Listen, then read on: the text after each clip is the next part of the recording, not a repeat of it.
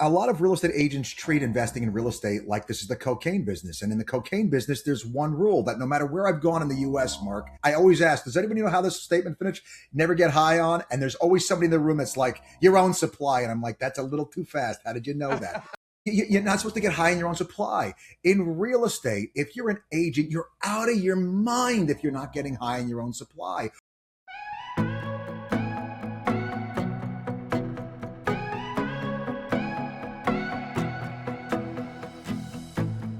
Hi there, welcome to Real Life in Real Estate. I'm Mark Peebles, and we're here to help you live your best life and achieve ultimate success. And today, I'm really excited. I feel like I say that a lot, but the guests that we have on here, they're people that I'm genuinely excited to talk to, and this one is no different. In fact, let me tell you about our guest today. I met him briefly at a conference. We were standing in the hotel ice cream parlor with a group of people and made introductions and got into talking investment real estate. And in the 5 minutes that we talked, he left me on the edge of my seat going, I've got to learn more from this guy. And so when we were able to get him on the podcast this week, I was thrilled. He is the host of the Know Your podcast, right? Is that how you say it? That is perfect pronunciation. Yeah. Perfect. And then Close for Life is his coaching organization. We're going to learn all about that. Please welcome to the show, Josh Cadillac. So glad you're here. Mark, it is a genuine pleasure to be with a brother united by dairy products. Because that right. Shared affinity for ice cream is what really brings people together. It does bring people together. And I'll tell you, that hotel ice cream, in fact, I'm going back to that same conference this year. I'll probably see you there. And it was good ice cream. It was good ice cream, man. I forget what that flavor is. That was a special flavor they had. Like usually I'm a pretty consistent with my goats. They're like, no, this is award winning. I'm like, all right, if it won an award. We got to have that. We got to do that. And I was definitely not disappointed by that award winning ice cream. It was, ice cream is like my kryptonite. Like I can be so good, so disciplined. And someone says, how about ice cream? And I'll be like, throw it all out the window. Yeah. I'm in. No, it's just really a special. In fact, it's something I use when I train agents as like a little tidbit, right? Like if you're going into a listing presentation and you're concerned that you're going to get tense in a listing presentation, I tell them before you go in, you tell yourself that no matter how this goes, you're taking yourself for ice cream afterward.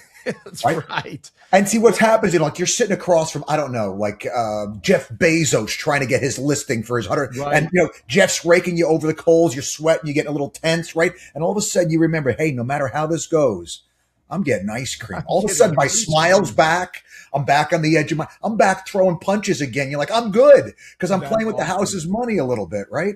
Well, I've always said that in my business, I'm a heavy lister. But if I were getting ice cream after every listing appointment, I would be a heavy lister. Yeah. Absolutely. Well, I mean, you know how it is, right, Mark? When we started, those listings were like tense and what are they going to ask and that kind of stuff. And now it's like, I don't even like preparation. How much prep do I really need to walk in? Like, give me the info. I can go bang this out without a problem. I know the product well enough to sell. But when you're new, getting over that curve, man, those little tricks to trick your own mind and to not betraying you, if you will. It's just a piece that a lot of agents struggle with. So, I get what you're saying though, man. That ice cream is just so good. Yeah. Well, especially if you're a heavy lister. Yeah, absolutely. Well, hey, I want to know about your real estate journey. How did we get here today? Well, I think one of my favorite things I ever heard in a class that I was teaching is I asked agents, what got you into, real estate? And this guy, it was an Italian guy, says, why are we beating around the bush? Lack of options. So my story was, I suppose, a little bit of desperation to some extent. I was a very successful, commercial real estate investor. We had restaurants and all sorts of stuff. We had actually just opened a couple of new restaurants coming right into 2008. And took our properties that were, 100% occupied with waiting list debt service that was rocking maybe 60% LTV, nothing really out of line, to, we had 60% occupancy with half of the people on the rent roll unable to pay their rent. Wow. Yeah, no, I mean, it just really, like, over the course of a year, lost everything. Wow. And so, when I came out of high school, Mark, I was like, if there's one thing I'm never doing again, I'm never writing a stupid paper. I'm not doing any more of this school. I had businesses started when I came out of high school. So I was Yep. like, I was done. So, like, I didn't have like some other, like a piece of paper to lean on. I had what I knew about real estate. And the thing was, like, I knew enough that I was comfortable investing, but I didn't know that I knew enough to be comfortable investing other people's money. Yeah. And that was another piece, because, like, my father was very old school, born in 1930. Like, you lose your money, that's one thing. You lose somebody else's money, that's unforgivable. Like, Yeah. that's just how I was kind of raised, right? So I started with this deep fear that I would make a stupid mistake and cost somebody money. And so I got in because I had to. My father had passed away shortly before this, a few years before this. We had, I built the thing up from what he left me, so I was like, doing okay. But the last thing my dad told me was, you take care of your mother, your brother, and your sister. And he passes. Things are going well, then things are going really bad. I lose everything. And so I didn't have a choice. In fact, people asked me afterwards, like, did you, complain about it? Did you, like, were you depressed or anything? And I was just always raised, like, what's the next thing you got to do? Like, like, get out of bed, well, do the next thing. And then the next thing after that, the next thing, like, you don't take time to, like, and so just went and found a brokerage the broker was a pretty generous guy with his time. And, did everything I could to do all those things. That list of things they tell people coming out of college, things you can do without any talent, good attitude, be on time, like all that stuff. I was that and then some, as much as I could be, to learn everything I could. And so he was very generous. I was made myself as easy to work with and as easy to teach as I could. That grew into me being pretty successful in real estate, to the point where, within the first 2 years, I got almost every major designation or certification there was. CCIM, ABR, you name them, I have them, right? And so, but there was a moment there toward the end of that 2 year stretch, because, again, this fear that I was going to make a mistake, I wanted to make sure I learned all that I could. I went to the folks, because at this point now I'm pretty successful. Like, I'm carrying 60, 70 active listings at a time. Wow. I'm one of the top agents in the area. And then 2009, 10. So, like, nothing's going on. There's sagebrush blowing through most real estate offices, and we're sitting here crushing it. And I went to the people that ran the Miami Realtors, the education department. I knew them well because, I'm in there all the time. And I said, guys, I love that you give us so much education. And I love the classes, and, everybody seems well-intentioned, but I got to tell you, the stuff they're teaching me is nothing that is actually what I'm doing that's making me successful. Like, it's very much what a college professor would teach you about how to do real estate versus what somebody who does real estate for a living would teach you about how to do real estate. Right. And so they said to me, Josh, if you write the course, we will let you teach it. Wow. So I wrote the course. It took me like a year. Now, I mean, I laugh because now it takes me like maybe a day to write it. It took me a year to write this 2-day course, right? And I tried to reach out to my contacts to let me put it on there. Nothing. Ghosts, crickets, not taking my call. Some lady in Pensacola took a shot on the course about a year after it was finished. So a year to write, another year before somebody gave me a shot. Wow. I have taught that course there in Pensacola for them every year since. And that went from one booking that year to like 3 the next. I think last year year before last, I spoke 240 times. Wow. That year. This past year, well, the NAR settlement. So I to even it back out, like, give you like a real reading, somewhere between 180, 200 times a year, I'm on stage speaking for somebody in the U.S. about how to do this, whether it's the investment side or whatever. And the thing that I think makes that the case is that I'm trying to give what I like to call the dirty fingernail version of this, like somebody who actually does this for a living and has to explain it to real people. Um, that's the view I try to give you of it. Like, Yeah. So what do you walk out of the store and say? what was that course? Tell me about that So, course and what made it so special. so I wrote what I thought was my magnum opus. I was like, you know what? These week long GRIs and CRSs and ABRs and all these kind of things. I want to take like there's so much fluff and let's take and do an exercise where no, the hell with that. Like they are taking time away from making money to be in this room. How do I just give them crystallized excellence in everything we say, right? Like, how do I really distill it down? And so it was a catch-all. I mean, it was called the ACE, Accredited Closing Expert course, how to close, right? Yep. And so, figuring out how to deal with yourself and get yourself to do what you need you to do, dealing with the clients, everything. And then day 2 was negotiation, distress sales, and investment. In fact, to tell you the honest to God truth, I never got to teach distress sales because by the time I got done teaching the investment piece, we had an hour left for negotiation in an 8-hour day. I mean, it's just a lot. And so the class became, I mean, that was the only thing I wrote for quite a while. And that's what got me really kind of on the map. And then it really became clear to me that my consumer, my customer, my people that were making the decision to invest time and money in what we were doing, their preference was shifting to shorter formats. And so I started writing more 4-hour classes, 2, 3, and 4-hour classes. So like my ACE Investor series, there's 9 classes in that. Wow. They're 4 hours each, but there's not a way that I have found that I can teach it any more concisely and still net the result of the people that are in the room understanding it well enough to get practical advantage from it. So that's always the balance. Like I don't know anybody else that really does it this way, but I'm like, how little time do I need to get as much in your head as I can that you can then actually go out and access and use because you took time away from making money. I got to help you make that money back on the back end or I stole from you. That's just how I look at education.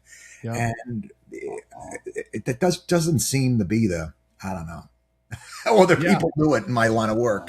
Well, so I want to go back to 2008 when, you're losing everything and you knew you had to do something.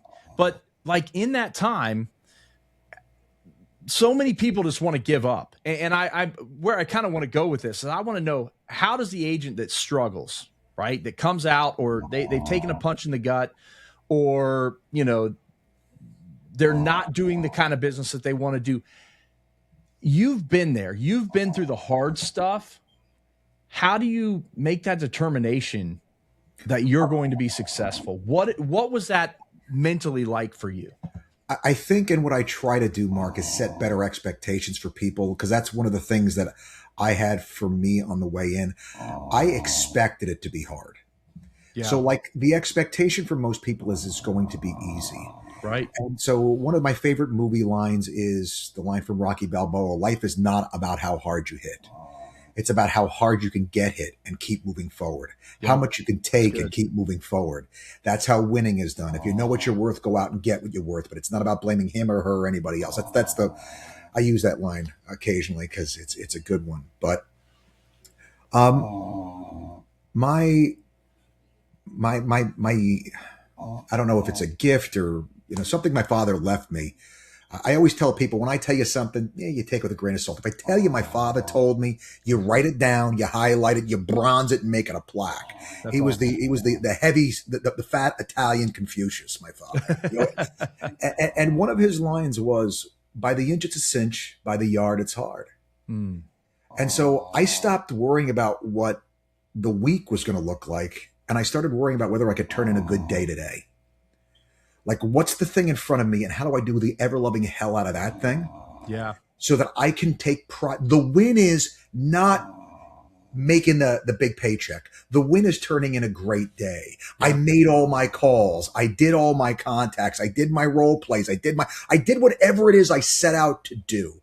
I had integrity with me, because that's one of the tough parts Mm, when you're in business for yourself, is that you are the CEO of the operation that you're also the staff of, which means you have to provide the accountability. And most of us haven't given ourselves, we don't even have clarity on what we're holding ourselves accountable to, because we haven't figured out what kind of operation we want to run here. right. And so that clarity is a piece that I think really matters, because for me, I try to tie my goals in business into what my goals for life are. I Yeah. want those two things to coincide, because I spend so much time in business that why would I do business in a way different than the life and the person that I'm trying to being at the end? So I think in order to have the business be right, agents actually need to take a step back and try to figure out the life that they Yep. want to be. And for me, that's always been what I want to be able to say about the guy they're putting in the box at the Mm, end, yep. right? And as a young guy, my father's friends used to come around. My father was an older guy. He was almost 50 when I was born, right? And Wow. so all of his friends are all these guys from New York, these old, like, I mean, the one guy used to be a numbers runner for the mafia. The one guy was like a jockey at the race. I mean, like, my father had this really interesting, he lived a very interesting, very successful life. He had a really interesting cast of characters that he was friends with. And they'd sit around on the weekends and they'd play pinochle till all hours of the evening. And, if I wanted to hang out, I had to learn to play pinochle. And I learned there was one honorific, Mark. There was one thing that these old men would say about somebody, and that was like the Congressional Medal of Honor amongst these guys. Somebody would mention a name, and somebody would say, "Oh, him? I know him. He's a stand-up guy." No higher praise. Right. 12, 13 years old, it stuck on my head.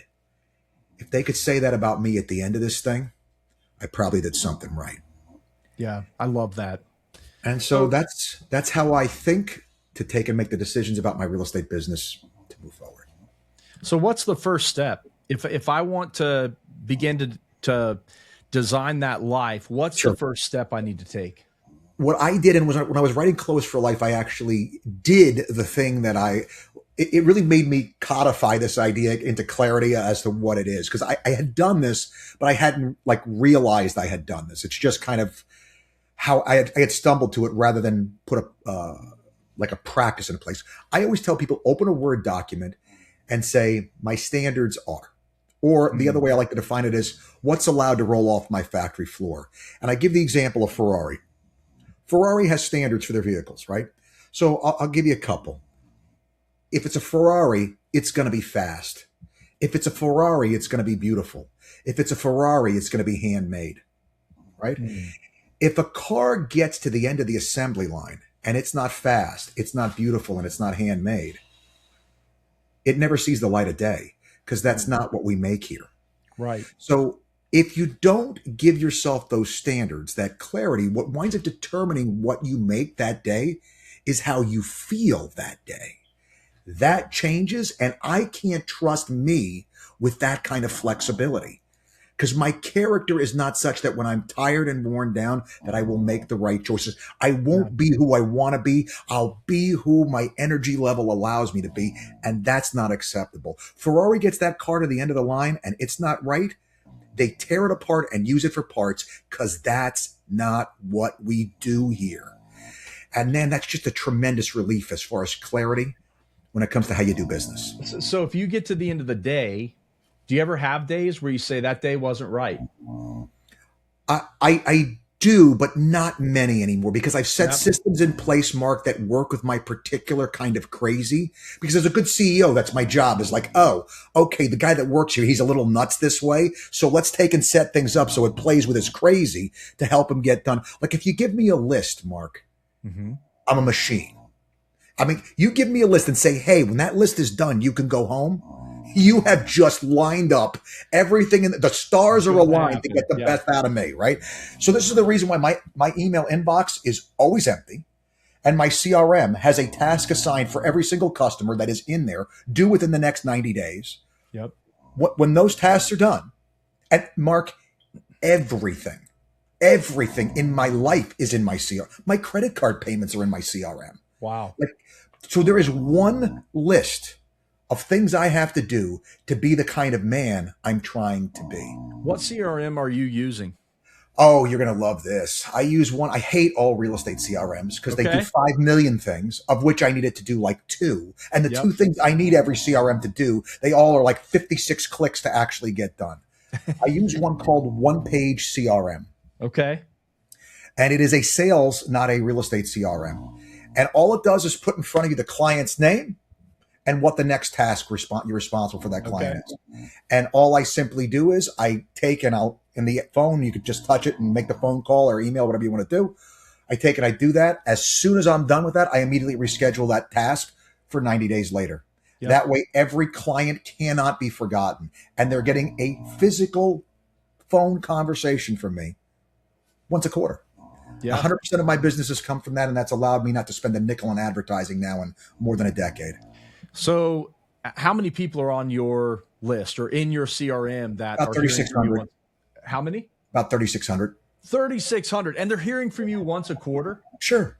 I mean, when you break it down, it's not that many phone. I mean, to make 30, 40, 50 phone calls, it's an hour and a half of my life. Yep. It's not that big a deal. It's one of those things. Like when I would have to write a book, all right? And you're talking to a guy who, when I came out of high school, like I was committed to not writing things, right? The I hardest didn't want to write or read ever again. Yeah. No, I'm with you. And now I've listened. Oh my God, how many books I've read and listened to? It's nuts. Like everything I thought I knew about myself, Mark, turned to be complete nonsense. But, you're sitting there, you're trying to take and make this thing work, and you're trying to get out of yourself what you can. When it came to writing a book, the part that I found out was the hardest part for me wasn't the actual writing. It was opening the Word document. Like getting me the thought of writing. Oh God, I got to write more today. Oh, what am I going to write? Whatever. But once I opened the Word doc and like read the last paragraph, well, tick, tick, tick, tick, tick, tick, and you just get going, right? There's the tricks that we have to pull. So what I did was I made one of the last tasks in my CRM every day to work on the book. Wow. It's the last thing between me and going home. So what is the book? Well, that was Close for Life. Close for Life was the big one that I had to do that one on because it was a book deal. So like Roadmap, the first Roadmap, The American Dream, was a book about how money and investing works. I did that self-published. So it took 2 years in my spare time, whatever. Close for Life, they hand you a check. They say you got this length of time to get us this many words. I'm not going to lie. I was nervous. I've never seen me do that. Yeah. So, in my head, I start breaking it down. I'm like, all right, they gave me 6 months to write. I'm going to do 5 in my head. Well, how much do I have to write each week? This is one of my big things too, Mark. I don't do daily time blocking. I don't believe in it. I think it sets you up for failure in a business that has workflow differential that's unpredictable. I do weekly time blocking. This is how much I need to get done this week. So let's say it was 5,000 words. Well, I know in my head that's 1,000 words a day, but I'm not on the hook for 1,000 words a day. I'm on the hook for 5,000 words at the end of the week. Right. That matters because if I have a day where things go to hell, but I take great care of all my clients, I made my phone calls or whatever, and I didn't get my 1,000 words in, that's not a loss of a day. I still go home a winner. I just have to take now in a day where there's better workflow that allows it, I have to play some catch up. But I always play the same way. I always play to get ahead. I don't try to write. If Monday's a good day, I don't try to write 1,000 words. I try to write 2,500 words on Monday. So that way, future Josh, who it turns out is me, has an easier rest of he's ahead for the rest of the week. And he gets to get up 4 days in a row the whole week, feeling like, yeah, look at this. I'm winning. Right. And so when do you do your time blocking? Do you sit down at the end of the week and look at next week? When do you do that? Well, there's only a few categories of things, right? And so there's a categories of things where my physical carcass has to be present. Those actually don't work their way into the CRM. The CRM is more stuff this has to get done within the day. Yep. But when it gets done within the day is up to me. I'm a big believer in this phrase. I tell everybody to write it down. I'm ruthless with my time. Yep. Which means when it's time to make phone calls, I'm going to sit there and race myself to get through. Now, if somebody wants to talk on the phone, you will never know I'm putting pressure on myself to get through the calls. I go fast so that when when the need to go slow to give the quality conversation that builds the relationships that I give myself. I'm buying that time back so I can have peace to have that conversation. And, oh, wow, that's what's going on. Well, here's the options. Here's what I think we should do. Here's what I would stay away from. Like, that's where the business is built, right? Being that advisor that can help people. So, but in order to have those kind of conversations and not be rushed and also keep my commitments to myself and everybody else, when it is time to work, I must work, and I must work efficiently as possible. Any time I'm spending on anything else is me wasting my own future time. That's why I have a monitor dedicated to email. Why would I be switching back and forth? I deal with it all the time. I want it open. I want it looking at me. I'm looking at it, and I deal with it as fast as it comes in, right? This is just me setting me up to have a good day and a good week. Have you started using any of the like Fixer AI or anything to help manage your email? Mm-mm. No. I like it raw. Okay. I want it raw. That way I could say that the thing is, I want that inbox to be representative of everything that's come in, so I can say I've looked at everything that came in. The only way it gets out of there is it's been looked at, right? Nice and simple for me. Okay, so I want to shift gears a little bit. Sure. I love the productivity stuff. In fact, what I've heard from you now is something that I preach all the time. It's about managing your two most valuable assets, your time and your relationships, which, look, Josh just gave us a system on how to do that. But now, Josh, I want to shift a little bit, and I want to talk about something I know you love to talk about, and that is cocaine. Of course. No, I'm just kidding. No, I'm just kidding. Not cocaine, but I have heard you talk about real estate investing, specifically agents investing in real estate and tying that into the cocaine business.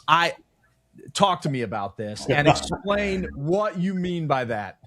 Well, I think it's pretty simple. A lot of real estate agents treat investing in real estate like this is the cocaine business. And in the cocaine business, there's one rule that no matter where I've gone in the US, Mark, I always ask, does anybody know how this statement finished? Never get high on. And there's always somebody in the room that's like, your own supply. And I'm like, that's a little too fast. How did you know that?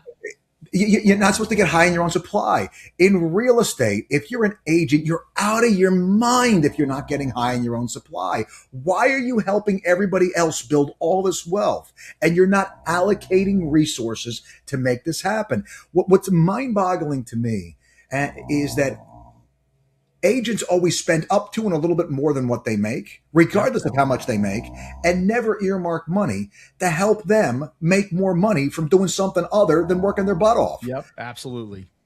Passive income are some of the most beautiful words, two of the most beautiful words in the English language.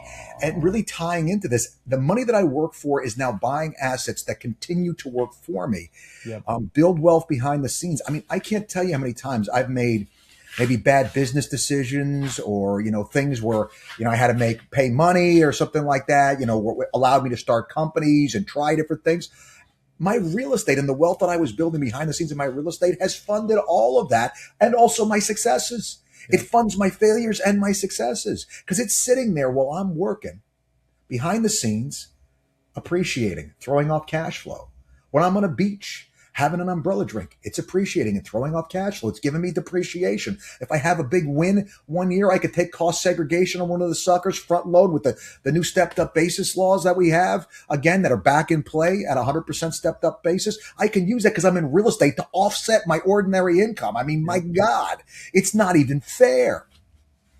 So I'm an agent. My business, my career is starting to grow. I think there's a lot of agents like that listen to this show. Where do I even start when it comes to real estate investing? What should I be investing in? Well, step one, I got to cover this, even though it's a little bit more basic than the question you're asking. The big lie in the United States of America is that if you live within your means, you're going to get ahead. You will never get ahead if you live within your means. You must live below your means and underconsume. That's the way you get ahead. So as your business starts getting ahead, live like nothing has changed. All right. I had a girlfriend that shamed me into this without even realizing it. She's really successful. She had a very big job as a property manager, one of the most prestigious buildings in South Beach, Miami. So making plenty of money. I go to her house to pick her up one day for a day. This is early on. And she introduces me to her two roommates. And I'm like, oh, I thought you owned. She says, I do own. I said, oh, why are you renting out? Are you renting out bedrooms or something? She said, yeah, I rent out the other two bedrooms. I said, why are you doing that? She looked me right in the eyes and said, why wouldn't I? Right.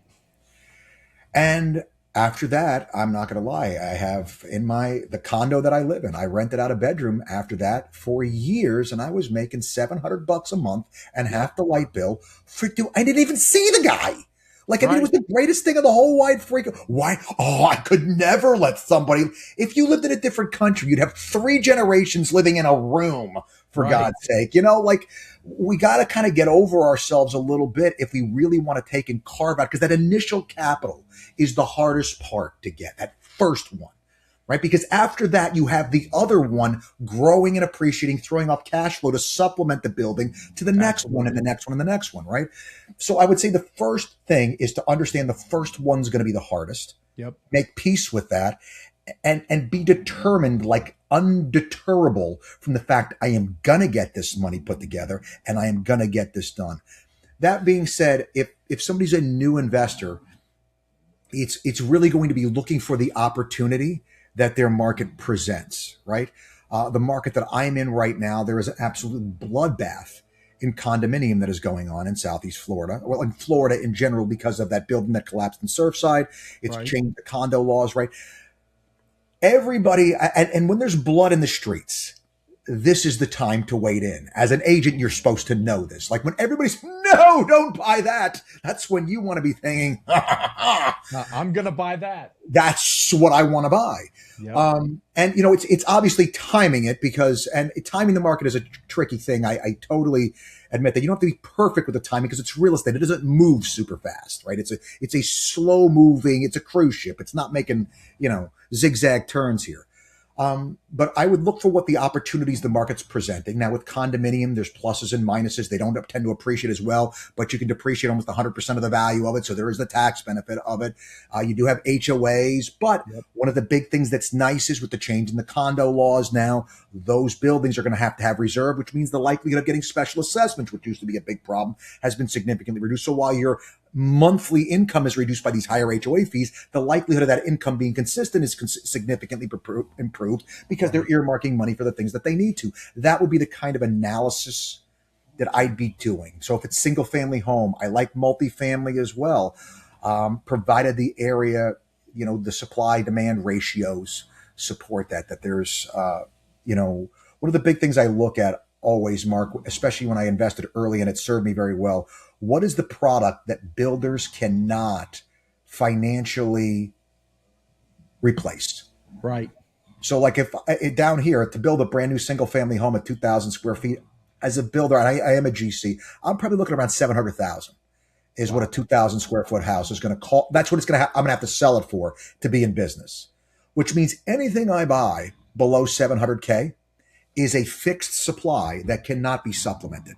So scarcity is baked right into that cake. Wow.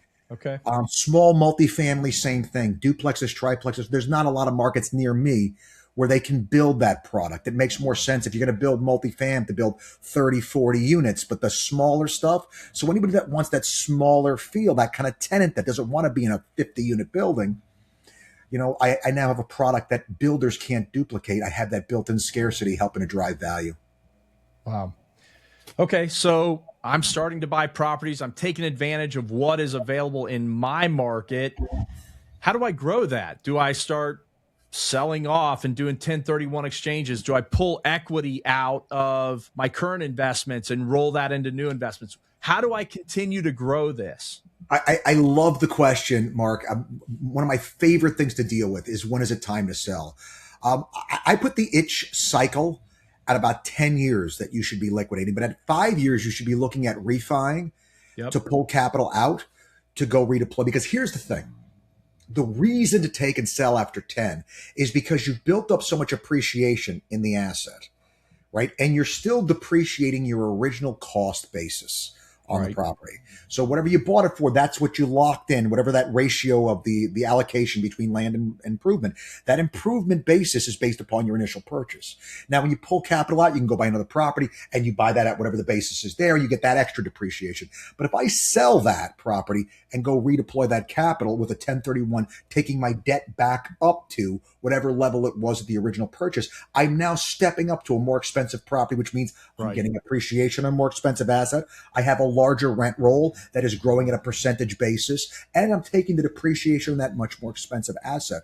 So that really is that wash, rinse, repeat idea of 1031, 1031, and eventually taking the last step in sadly, the last step in the equation, which is dropping dead and leaving your heirs a stepped up basis where they don't have any of that tax consequence that you've kicked the can down the road on, is a really, really powerful idea. The other one, obviously, is opportunity zones is back in play Yep. in a very big way with the new tax legislation that came out. If you're an active investor, I mean, if you have the guts and the appetite to go into, a blighted community, if you will, because understand there are more concerns with stabilizing that kind of asset and having the capital available to deploy to improve that asset, because you're going to have to do that as well. For a little bit more sophisticated investor, I would say a younger person that's got an appetite for something a little bit more challenging, that is a really sweet deal, and no 1031 necessary. That's very, very nice. What are the biggest risks as agents who should be investing, buying within their own market? What are the biggest risks we face With real estate, with investing? Yeah, with investing in hands real down, estate. hands down, in particular to real estate, is lack of liquidity. I cannot tell you, Mark, how many times I have 8 figures worth of real estate. I got $50 million on portfolio.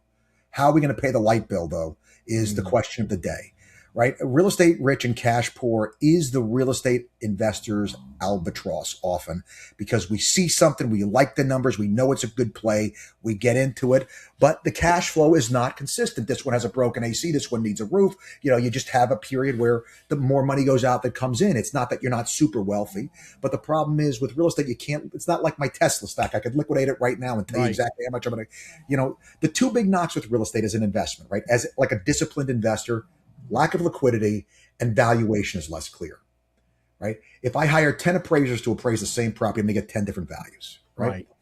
And so those are the two big knocks. I say this because if you're going to be an agent that either is an investor or works with investors, that's what you need to think about. I need to be able to address those two things, because even if my investor isn't concerned with those two things, they should be. And that's how I help them and make them better for hanging out with me, right? But as an investor, this is what I want to think about, right? The way to hedge that is you're going to need something supplemental in your portfolio that is easily transferable to cash. One of the ways that I like to take and secure that with agents that I help is with a home equity line of credit. I always like a home equity line of credit over a savings account, because savings account never give you enough interest to cover the devaluation of money through inflation. Whereas that money that's in a HELOC, that's the bank's money. Yeah. That money, if that money devalues, it doesn't really matter to you because it's not your money. And so that is a way to hedge that. If not, maybe something in securities, equities, something like that, something that's easily liquefiable, something easy to make liquid to just bridge a gap over a short period of time. Because you can liquidate real estate. It just takes, 30, 60, 90, 120 days to make it happen. I never wanted somebody that's investing to have to sell under pressure, because that's a distressed sale. And I never want people in distressed sale situations if they can help.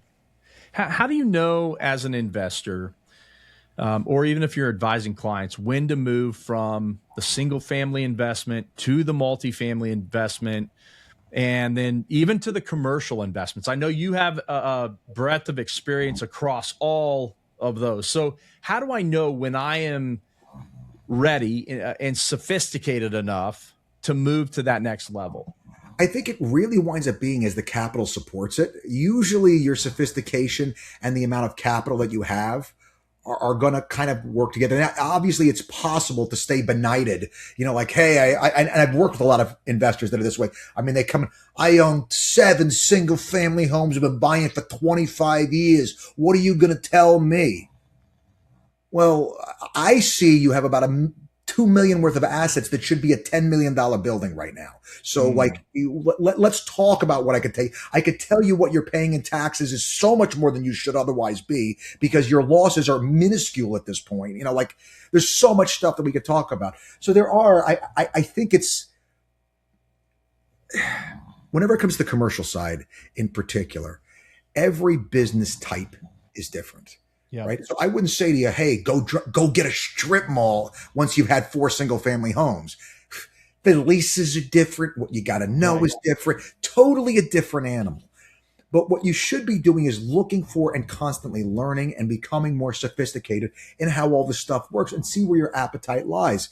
Never take and put all the eggs in one basket. I wouldn't take and liquidate my whole portfolio to go into a commercial, medical office building. Although I like medical office, people aren't going to stop getting sick anytime soon. But I would be careful. I might take half my portfolio though and do something like that. To take and see if I can make this work. I mean, how bad are you going to get hurt with it? If you're properly inspecting the building, you're doing all the things you need to, you're probably not going to get hurt too badly doing that. But I mean, you want to take and really read yourself in on this stuff. And honestly, I'm not going to lie, Mark, the advent of AI and the ability to take and say, hey, tell me everything I need to know about ... And letting it educate you has been a tremendous tool. Even for me who I know a lot of this stuff, but there's sometimes things I had one the other day, all right, if it's a foreign national and somebody that's on a green card and they buy an investment property together, can they make an S elective for taxation purposes and avoid FERPTA or not? By the way, the answer is no. They have to make a C elective on the corporation, and right. But I was always curious, but not curious enough to Google it. I don't know if you know what I'm talking about. Then you don't even know if you're going to get the answer if you Google it. You might have to go and search 8 different websites to really research it. But it's one of the beautiful things about AI is that ability to ask questions and get answers. Now, my general statement of caution is you better double check your work sometimes. Always. Especially with AI. ChatGPT always in thinking mode. Never use it in anything but thinking mode. And frankly, Anthropic's Claude is to me the superior. Claude, I've actually had more and more people talking to me about Claude. I haven't been using it, but I've had more and more people talk about it recently. I'll definitely check that out. Whenever No, I was going to say, whenever I'm writing a course or anything like that, I always ask Claude, hey, I'm going to talk about this. What should I make sure to cover in there? And, I'll have 6 things in my head. It'll give me 4 more. I'll be like, you're right. Yeah, that should be in there too. And so it just makes sure that you're not and the thing is, it's all stuff that I know about. I just, in my head, I didn't put it together. And so it just keeps you from making sloppy mistakes when you're trying to fill negative space. Yep. It's pretty cool. And the other tip I'll give you for, if you ever have to do slide decks, everybody used to was telling me Gamma is great. Anthropic's Pop AI. Oh man, does it make my slide decks look beautiful? I mean, it really does. And I just upload the book that I write for the course handbook. It creates the slides. I just go. That's amazing. Yeah, it's good stuff. Okay, so now I want you to take out your crystal ball. Mm-hmm. Okay, I think you said you have one, right? Totally. It's right behind me. I just got my new one down here. So no, but 2008. All right. Mm-hmm. You already said you lost everything. You took all that risk. You lose 40% of your tenants. Tenants stop paying, and now you lose everything. So as you look at the future of real estate investing, whether it's residential, multifamily, or we get into those commercial opportunities, where do you see it going? Do you ever see another 2008 happening, at least in the next few years? And then how do we mitigate that risk so that we don't end up in that kind of a situation? Well, the simple answer is no, I don't see another 2008 coming by virtue of the fact that if you take a look at the housing price index from 1900 all the way to today, you only see one right angle turn.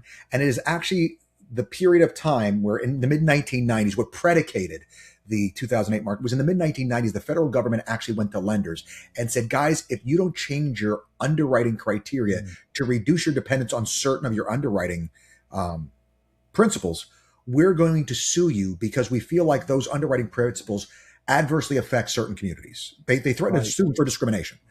And so the banks, I mean, you can't sit here and think the banks were like bothered by this. The banks are like, wait a second. Yeah, let me replay the recording. You want us to make more loans? Right.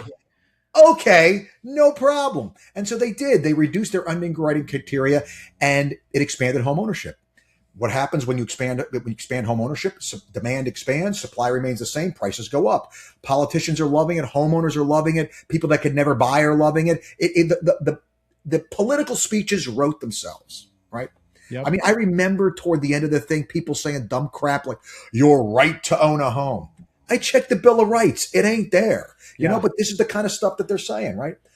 So they basically gave the banks, as this started to go, they gave the banks carte blanche. Guys, whatever you're doing to expand home ownership, we love it. And so the banks did, and the rating agencies got involved as well. I mean, there was this whole downwards. I mean, it required a whole lot of stupidity in a whole lot of places. But what really caused the housing collapse was the banks realized that they did not have the capital to cover the shortfall there was as these loans started to default at a seismic level in 2007, going into 2008. And so the banks had to change their lending criteria from a lending criteria that supported a huge demand to one overnight that supported almost no demand. And so they are responsible for not only creating the artificial demand, but then removing the demand and basically stopping the music in a game of musical chairs where all the developers are sitting there like, we were undersupplied and now it's Tuesday and we're oversupplied, like overnight. That doesn't really happen. And it's not something you really have to worry about because it's counter to the bank's business model. They make money by lending money. They didn't want to do this, but in a fractionalized banking system, they didn't have the capital to cover the shortfall.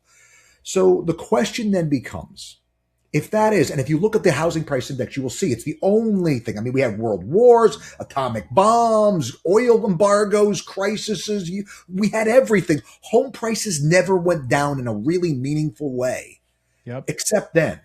And so the question then becomes, is the bank engaging in the sorts of behavior that created that system that will then force them to do something that is against their best interest to shut that down? The numbers don't support it. They were approving 98% of first-time mortgage applicants in 2006. Right now, they're approving about 35% of first-time mortgage applicants. They come in the door, the bank kicks them back out, says, you got to fix your credit, you got to do this, you got to do that. I mean, like 70% of people get the loan eventually. Right? But they're careful with the money now. So they're not doing that garbage. So then the question now becomes, and it kind of shifts, is what I'm trying to say here, Mark. The burden of proof for the person saying it's going to collapse kind of shifts back to them. Because now I got 26 years of history with no major right angle turns, except for this one incident we've clearly shown has not happened. So could there be another black swan event that creates that? It's possible, but predicting it is going to be pretty impossible. I mean, could the U.S. national debt eventually hit a point after everybody's been screaming about it forever being the end of the country as a whole? Could it actually hit that threshold? It's possible. Could there be a nuclear proliferation? And it's possible. But all things being equal in what we see, I really don't see the fingerprints of what's creating the frenzy that's going to cause this. And builders are just so far behind on the scarcity side. I mean, we're between 4.5 and 6 million homes behind where we need to be to meet U.S. demand because they've been building about 400 and some odd thousand fewer homes a year since 2012. So we have a scarce resource that's getting scarcer every year as demand mounts. I just don't see the path to it, if you will. Will there be ups and downs along the way? Sure. You know, like down here in Florida, we saw a pullback after we had this huge frenzy of the whole world moved here. And then, you know, people tapped the brakes. Oh, we're not going to pay $150,000 over asking price. And, you know, prices kind of retracted back to what sanity would otherwise normally imply. So, I'm not really seeing anything like 2008 again. I just don't think that perfect storm aligns. And that's that's the way I feel about it as well. And I love the explanation. I know the audience is going to appreciate that explanation as well. But I feel very confident in the future of the real estate market. And unless you're flipping properties, which is one whole way to invest in real estate, which, as you know, there's a million ways to invest. But I think buy and hold, you're always going to win buy and hold if you buy right and you hold for the right amount of time. Yep, right? absolutely. And so let me ask you this question. Let's staying in this same vein. Let's just say we have an agent out there. They are, doing well in real estate. They've been able to save a little bit of cash. Let's say they have $50,000. If you had $50,000 today, what kind of property are you buying? I'd probably say single family home, even though the cash flow doesn't tend to work out quite as well. And I mean, that's through the lens of my market here. So like the cap rate I'm going to get on a single family home, I could probably do better on a multifamily than I could in a single family. But I think the outlook for appreciation in the single family is just better. And I like appreciation income better than I like cash flow in a lot of ways now. Because I make as much as I do on my ordinary income, I don't need more ordinary income. Yeah. So if I'm going to take and make the same net amount of money, but it could be skewed toward cash flow or appreciation, I'm going to skew toward appreciation if I can. In fact, that's the reason why I usually will borrow a little bit more aggressively, is to take and reduce my taxable income today to front load, and I buy more real estate because I borrowed more money. I would buy more expensive real estate or more of it, more units, more properties, whatever. But okay, so I take that single family property, right? Mm-hmm. And now I've accrued equity of, let's say, $150,000. And I'm going to take that $150,000 and turn it into my next great investment. Where are you going with $150,000 in your pocket? If I got $150,000 in equity, I'm probably buying two more of them. I'm going to 1031 because I find that if I go to the $300,000 house instead of the two 150s, or maybe I buy three of them. Realistically, depending on the age of the investor, that's what I would do. So like if it's somebody, the first digit of their age is a 6 or a 7, I'm buying 2, not 3. Yep. If your number's lower, I'm buying 3. Because, you can go out and drive some Uber if you have to take and make ends meet. You do what you got to do. You can work some 80, 90, 100-hour weeks and it's not going to kill you, right? Just in case, like, again, that cash flow thing. Sometimes there's, periods where it's a little bit tight. But I'm buying 3 of them because I find that if you buy the more expensive house, typically the price to income ratio just isn't there. You start to see your cap rate decline. And I think if you're in single family and you're buying the lower end of single family homes, builders are so far away from being able to supplement that market. Yeah. That you just have that inherent scarcity. You are going to outperform the appreciation of the rest of the market. And I love that you're teaching it that way, because I've honestly never thought of it. Like, I'm buying an investment property right now to buy and hold that has it's a 2-bedroom house with a little 1-bedroom cottage. Very hard to find anything like that in our market. Sure. And there is no way a builder could ever replicate it, anywhere close to what we're going to have in it. And I've never thought of it that way, but man, what a great perspective on how to invest. Well, I mean, go ahead. If you want a 2-bedroom and you don't want to be in a condo and, live in a house. You want house living, but I can't afford a 3. I mean, you now have the perfect rental. How hard is it to duplicate or replicate that? It's providing something that doesn't exist elsewhere in the market in any kind of supply. So yeah, that's so good. Okay, at what point? Because it sounds like if we have 150, you're going to turn that into 3 more or potentially 2 additional properties, total of 3 properties. At what point? What amount of cash are you going to start looking for the bigger investment? Go to more of a, multifamily or a commercial investment? Obviously, it depends on the price point of the market. I mean, if I have $500,000 in cash, now I'm probably a buyer at, around $1.5 million of something. Yep. That's scalably, and I'm using really rough math here because Yeah. what it is in Ohio is different than Nebraska, is different than Florida, is different than, a million five in New York gets you a one bedroom studio.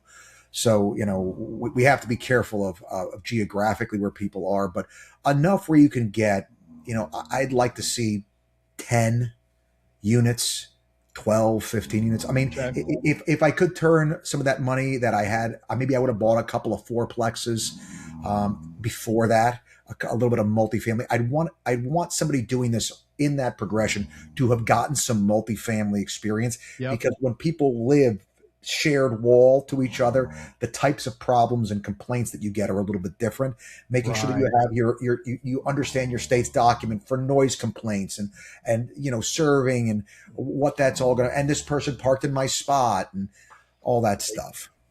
So, what's the best investment you've ever made? I bought a fourplex in 2010 for 120 grand. It's worth about a million four right now. No way. That's And amazing. And you yeah, still have it? I still have it. I still have it. I should, but based upon the metrics that I've told you, I should have sold it. But it's the first one I ever bought as a big kid. So That's my, awesome. my first grown up buy. And frankly, I think I owe like 40 grand on it. And the cash flow is, through the roof. So. Pretty remarkable, I bet. Yeah, no, it's really good, and it went. I mean, stabilizing the asset. In fact, that's one of the classes I just wrote is on managing, stabilizing value add on investment property, because that's Yeah. really where it's at. And especially as the active investor, the agent should be, we should be the ones buying the property that's in trouble, because we have the expertise to come in and get the rents to where they need to be, get Yep. the property's condition to where it needs to be, so that appreciation that we can force into the value by making those rents come up, that forced appreciation belongs to us, and you get the discount in purchase price that allows you to have a much better asset. And like overnight, as soon as you complete the stabilization, now you have this much more valuable asset that you can bring to market. But obviously, I caveat being, you're going to take not a deduction for the value of the work, the deduction for the value of the work plus a risk modifier. You're going to have your profit and a risk modifier in there as well. You need to buy it at a significant discount because you're taking on the risk of stabilization. Where do you source deals? Oh man, a million different places. I got one guy that trades in non-performing mortgages. Actually, that's what I'm buying more of now: non-performing bridge debt, non-performing HECMs, reverse mortgages that are Okay. in default, and things like that. Trying to take and stabilize those situations, but. I bought from wholesalers. I'm not going to Yep. lie. I mean, if somebody's going to sit there and put 100 lowball offers in a day and beat their head into the wall, I have no problem paying that person a risk, Yeah. a premium, provided the number that I can get it at makes sense. I'm a purist, man. If the numbers make sense, I'll buy it. If they Yep. don't, I You don't. don't. Right. That's it. And so I don't care what the source is. I don't care how much the money the other person's making. That doesn't enter my equation. Can I make Yeah. money doing it? That's it. I feel like there's we're gonna need a part two to cover. There's so many more questions I want to ask, and there's a lot more to learn. And so I'm just gonna say, if you see Josh is teaching anywhere near you, you absolutely need to get into one of his classes. And I'm going to be watching here in Ohio, where I am. I've seen your name pop up from Ohio Realtors multiple times, and I just haven't been able to get into one yet. So I'm going to get into one. But Josh, I have questions that I ask every guest on the show just to really get to know you a little bit better. And honestly, I feel like we've gotten to know a lot about you today. And I feel like some of these questions I might be able to answer for you. However, I want to hear from you, your thoughts on this. So number one, I want to know who has had the greatest impact on your life, the person that you would say, if it weren't for this person, I wouldn't be here today. Oh, it's my dad. Yeah, I knew I was going to. I knew I could answer that one. Yeah. Tell me. You've given us a lot about your dad, but tell me why he's had such a great impact on your life. Um, we just clicked. I was a very curious kid, and he was pretty much retired by the time I came along. Wow. And he I remember as a little kid, like asking Daddy, how does a car work? And he would start explaining to me how the carburetor brings fuel in a mix. And I'm like 3, 4, like I didn't understand. And I'd ask the question, again and again and Yeah. again. And he would never stop explaining it to me. He'd never just, you push the one pedal and the other. No, they would tell me. And eventually, like I started to get it and I started Yeah. understanding. Like, I don't know if that's what's responsible for like the mechanical mind that I have and how systems work and stuff like that. But he was just, far from a perfect guy. I mean, temper and all kinds of things. And like, it wasn't a perfect man, but I learned also from him some things not to be and things to be. But a great man that lived a very interesting life that, What was your dad's name? I want to just give honor to him. his name was Bob Robert, and but everybody called him Bob. Mr. Cadillac is what most people called him. Mr. Cadillac, Bob Mr. Cadillac. Cadillac. Yeah, yeah. No, he was. That's awesome. I remember. I just give you one quick story. I remember being Yeah. with him on Madison Avenue, dealing some big business deal that we had going on, and there's just tens of thousands of dollars an hour in the room at this long conference room table of attorneys, accountants, and all these guys. He's there in his Guayavera from Florida. He's talking, they're listening because he's the guy with the ideas, asking them, can't we make this work? And I love watching these guys look at each other. Is that possible? Like, can we do that? And it just was a really, really just a smart. I mean, I wish I could hold a candle to the guy, but just a really, really smart guy. I would say you're filling those shoes more than you give yourself credit for. I think you're having major impact on so many people, but think about what Bob has sown into your life. How many hundreds and thousands of agents you're now sowing into their life, not to mention all of the clients that you've sown into their lives, the things that you've learned from your dad. And I think one of my quotes of the day has been, if I say my dad said it, you better write it down. So I love that. I represent what's left of his legacy, man. Yeah. So when I get too tired to run the race for me, I run the race for the old man. That's awesome. That's awesome. it, man. Okay.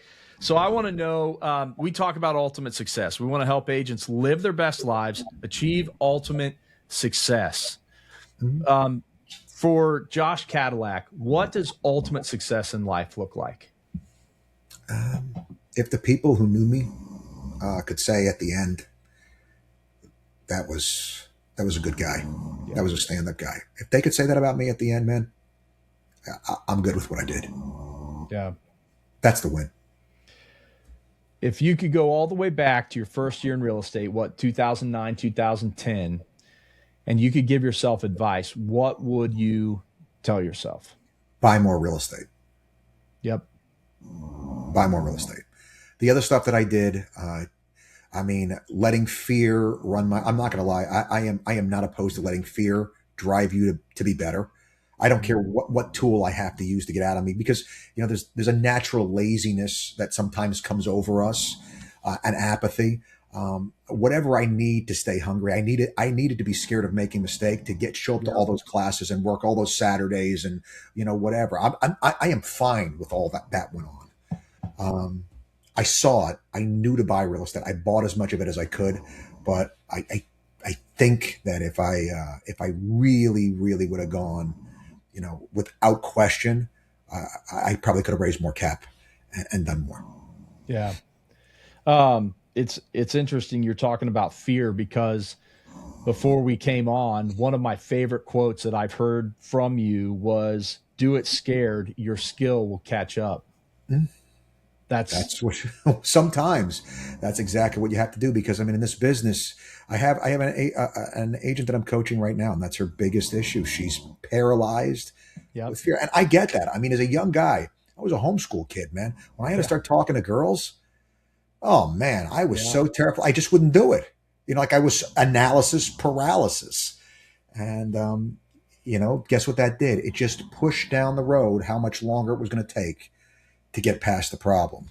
So, you go in there, and as much as it sucks to make a mistake, you go in there and you make the mistakes. You try to mitigate them as best you can. And speaking of mistakes, what is one life lesson that you've had to learn the hard way that you wish someone just would have told you sooner? Oh, trust your gut. there's been a couple of people that, the deal was so good, but I just something wasn't sitting right, and I was like, I'm just being crazy every single time it's worked Yeah. out badly. So yeah, trust your gut. Trust your gut. That's good. Um, do you have a daily routine? Yeah, yeah. Tell me about it. There's certain waypoints within my day. What goes on in between, I allow to be whatever it needs to be, because again, I like to finish my day having set it up that it was ambitious, a lot got done, and I leave as a winner. So if the structure's too tight, it allows me places to have losses along the way that I don't. Why set up artificial losses, right? So Mm. I start my day with a morning devotional. Um, then I try to get in. If I'm not on speaking or something like that, I try to get in as early as I can and start banging out the calls that I need to get done. Checking email. I mean, as soon as I get up, that's the first thing before anything. After I do my devotion, first thing I'm doing is making sure I'm tearing through those emails, getting that back down to manageable. Only leave a couple things in there that are the things that have to get done. Try to get those banged out so that side of the pain is gone. Yeah. Get into the list, tear through that. In the middle of the day, I try to do some other little devotional thing in the middle of the day just to remind me who I'm trying to be. And then I'm an afternoon, more of an evening gym guy. So around 7 o'clock in the evening, I go to the gym, come back and have dinner after that. Maybe watch a little bit of TV, and either go to bed later than I should or go back and work some more later than I should. But Yeah. I've never been a morning person, Mark. I'm not going to lie. Yeah, you don't have to tell me. I'm not much of a morning person either, and a lot of for years I forced it, Yeah. and then I felt exhausted all day. Yeah, and, it sucks. And I've kind of reversed it. I've recently changed my routine to start going to the gym afternoon, evening, like on my way home. Yeah. And now I'm actually starting to get it in and get my devotional time. I do the same thing, spend that devotional time. But I felt like in the morning, the devotional time is really what gets my mindset right for the day. Yeah, I don't. There's some people that get up and their bodies are ready to go. I've never been that person, and I know, because I was a power lifter for a while, and as a power lifter, it's always about you're constantly seeing how much you can do. And when I would go in the morning, first thing, the 4 a.m., 5 a.m. crowd, I was lifting 75, 80% of the weight. Like I couldn't, physically, my body's like, what the hell are you doing? Yeah. You take me in the afternoon and the evening, and I lift a house. I mean, I'm not a big guy, but I was, for my size, I was really strong. And so, yeah, I just learned that, all these morning people try to make me feel bad because I'm not up at 5 a.m. When they go to bed from 11 o'clock at night till 3 a.m., I get so much crap done because they're not around to pester me. I mean, my first book, most of my books, I write all that stuff when they're not around. The phone's not ringing, the email's not coming in. I could sit here and, really dial in and tap into creativity. So that's for me, shifting to us, not allowing that guilt to live there anymore. Yep. Shifting to a system that works with my, what do you want to call it, circadian rhythm or whatever. Yep. I mean, I'm in the office at 9 a.m., no problem, but I'm not leaving till 6:30, 7 o'clock at night, and then I'm coming back in usually later on in the evening to really do, especially the creative stuff. Yeah. So as we are coming to a close here, and really the heart here is to help agents live better lives and reach their ultimate success. What's some final words of advice that you would give to agents, especially, you talked about world wars and nuclear bombs, and like earlier we were talking about, there's a lot of that stress out there, but what's your word of advice to agents right now in this market? What do they need? What should they be doing? I think that approach your craft with excellence, be able to look at current events and try to figure out how that changes the ratio of the pressures for your product. So like an example I would give that I was talking a lot about, and this is, I'm always watching the financial data as it comes in. Whenever there's financial reporting that comes in, what do the oil reserves come in versus what was expected? I'm looking at all this because it all changes discretionary spending, consumer confidence, all the things that drive our market, right? And I have a conversation ready to go for whoever I talk to based upon most current data that's come in, so that I clearly show them that there's a differential between what they know and what I know, which is why they want me on their team. Because if they know everything that I know, what the hell do they need me for?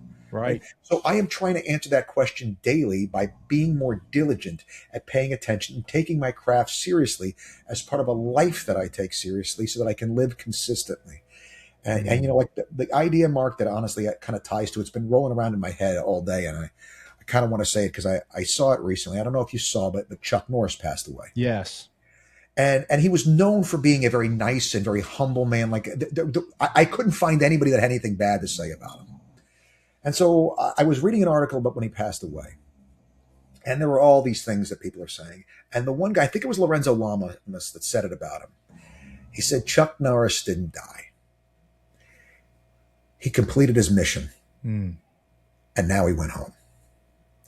If they could say that about you, that you did the job, and now your time is done.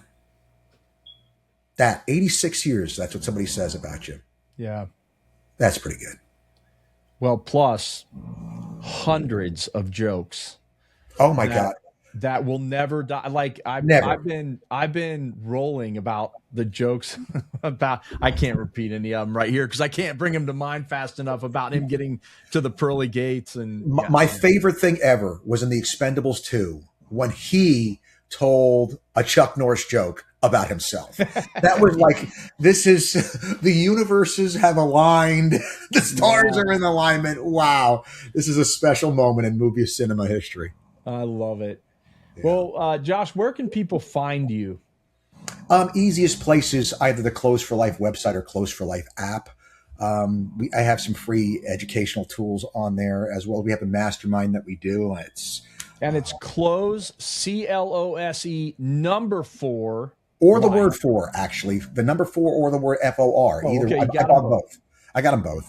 And so one of the things for me, Mark, is I can't stand the people that are in the front of the room with their hand out asking agents who are already tight for money to spend money. So I try to create an environment where we would be having these conversations about higher level stuff, about the reporting and all that kind of stuff. And so we have a mastermind group in there. It's cheap. It's I think the full price is like $49 a month. But we meet once a week on Zoom. We have a whole library of stuff in there for agents. Like if they're looking to get better, and be around those conversations, it exists. I'm not saying for anybody to do it unless you can't find those conversations where you are. Yeah. Been in a lot of brokerages. If you want to learn how to complain, you go to a brokerage office. You want to learn about real estate, you got to go someplace else. So that's right. I wanted to make that someplace else. Yeah.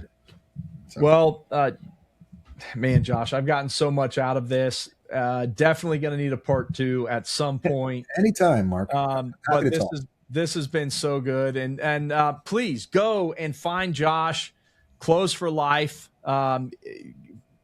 Google him online. He comes right up. I've done it. So thank you so much for being with us today. And just a reminder for the audience that listens regularly out there, subscribe on YouTube. We're trying to build YouTube up. We got a lot of podcast subscribers. Now we're trying to build that YouTube channel. So just give us a subscribe on there. You're going to get great content like this. And then also, we have launched the Ultimate Success Framework 100 Days to 100K online course. You can find more about that at itsmarkpeebles.com. Itsmarkpeebles.com. Thank you guys so much for being with us today. And Josh, awesome. I can't wait to see you again. Hopefully we see each other next couple months here. But thank you so much for taking the time today. I'll be at Beats. I'll look you up, man. If you're going to be there, I'm going to be there. Awesome. One of the big goofy guys in the room. There's a couple of us there. All right, man. I'm looking forward. We will get ice cream. Let's make that happen. Absolutely get ice cream. I'll have to be off my diet for that few days. Awesome, brother. Thanks for having me on, Mark. And Great talking thank to you you. all for being with us, and we'll see you next week. Bye now.